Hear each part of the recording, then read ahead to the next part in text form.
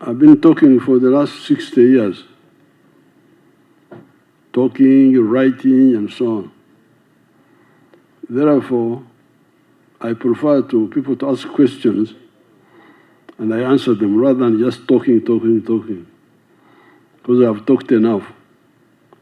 So you ask what you want to know.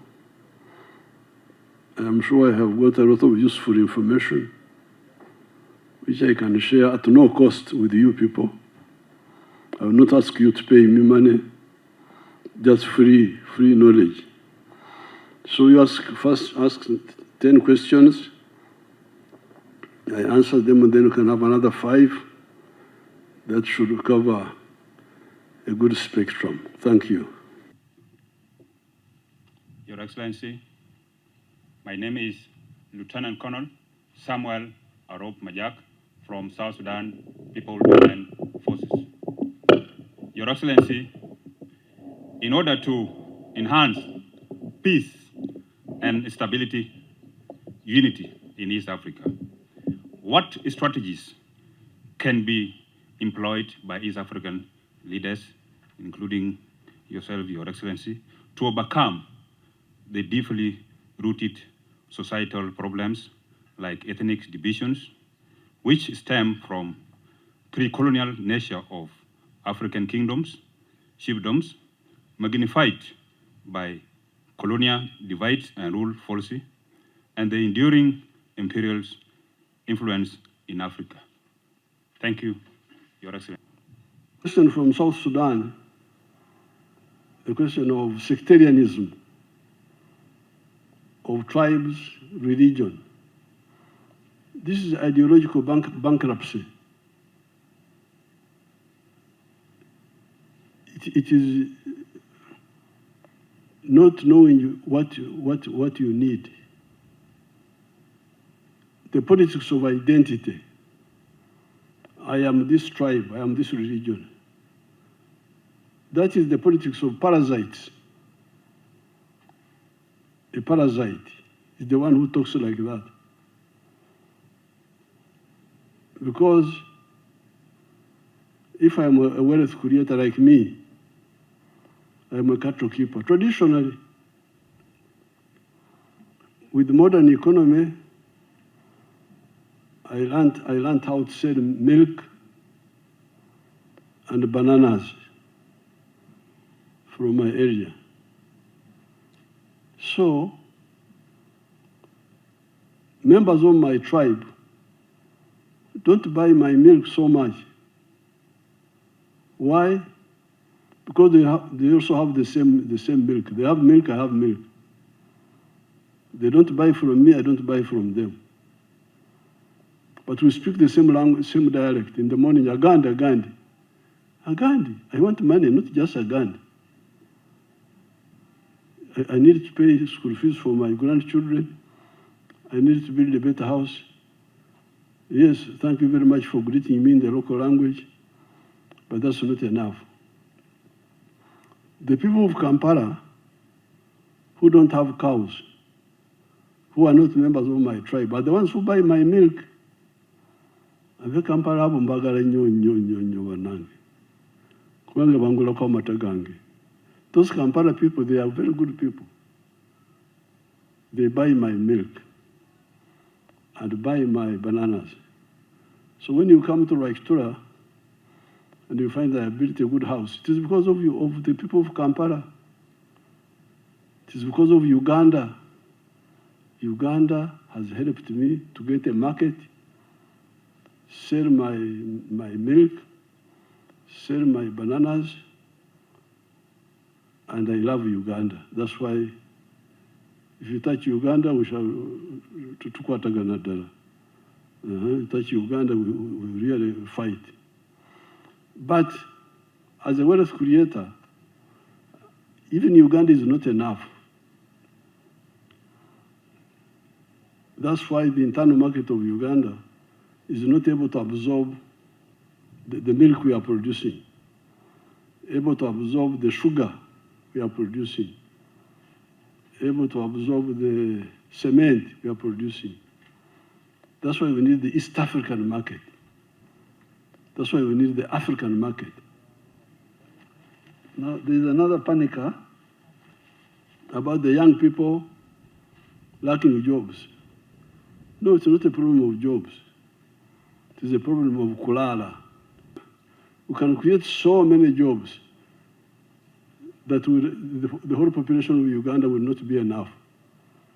It's not a problem of jobs. It's a problem of waking up. There's one example which I like to use. There is this man in Nyakana of Fort Portal. He's doing commercial agriculture on 1 acre, and he's earning more than 200 million shillings net in a year, and he employs 15 people. So I gave the example. I said, if we had Uganda has got land which is 40 million acres of arable land. So I said, if we were to use only 7 million of that, like Nyakana, we'll create 105 million jobs from agriculture alone, more than the whole population of Uganda, including the refugees. So it is just sleeping. Jobs are not a problem. The 4 sectors of Uganda's economy: commercial agriculture, artisanship and manufacturing, services, and ICT can create so many jobs that we don't have enough people to do them here.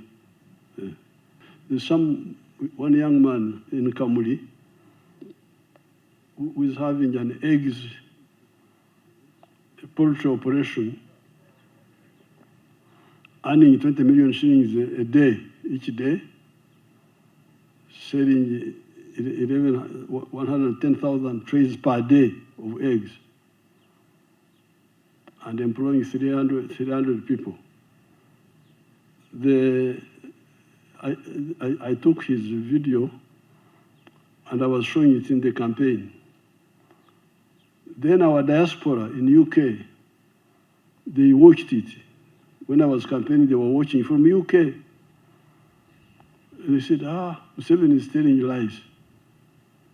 Can somebody earn 20 million shillings a day in Uganda? No, he's telling lies. So they came. They came and visited, the boy is called Basango. He's in Kamuli here. They came and visited him, and they saw. They were amazed. We have been supporting vaccine development.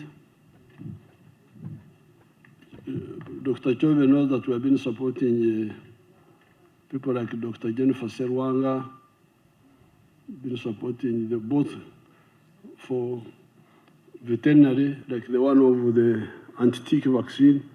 So we shall support the development of vaccines. The other time we launched the one of anti-tick, the ones of Dr. Nanturia. This is part of our strategy to support the pathogenic economy. We shall support them. We shall support the development of vaccines. Why is the economic integration slow? Ignorance. People don't know where the future lies.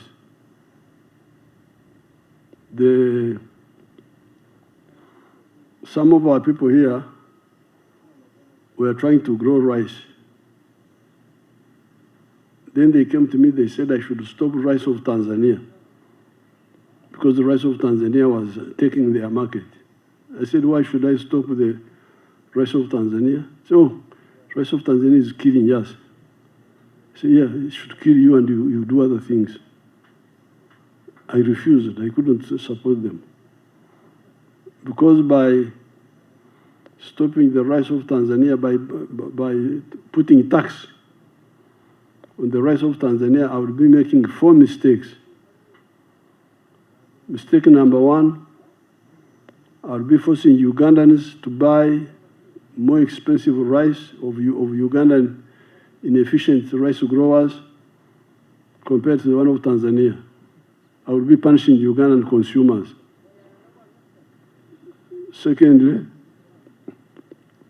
I would be kuzingamia. You know kuzingamia in our local language. Kuzingamia to cripple the growth of the Tanzanian rice growers who are growing, should be encouraged. I would kuzingamia them.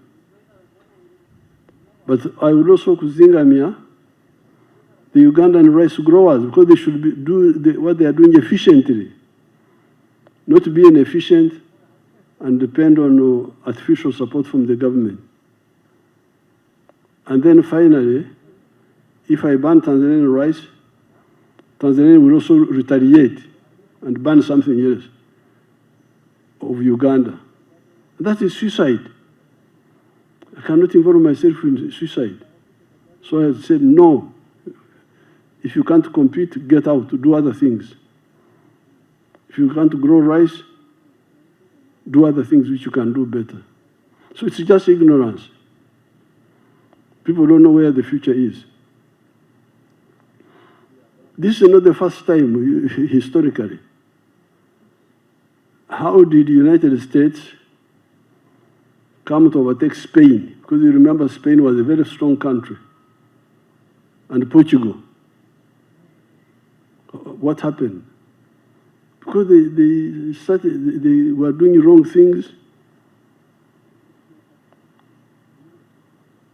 I don't know in your studies or with your professors whether you remember that debate about the future. Because there was a belief in bullionism.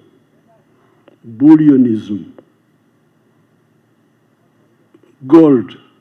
That if you have got gold and silver, you're a rich country. And Spain and Portugal excelled in that. They went to Latin America, killed all the Red Indians, stole all the silver and gold, but ended up being the most backward countries in Europe. Now other countries which came and believed in manufacturing industry, like UK, overtook them and became more powerful, and they became marginal. So, if you don't get the proper spectacles, historically, you end up on the dung heap of history. And this is what you need to fight, you, the young people. I thank you.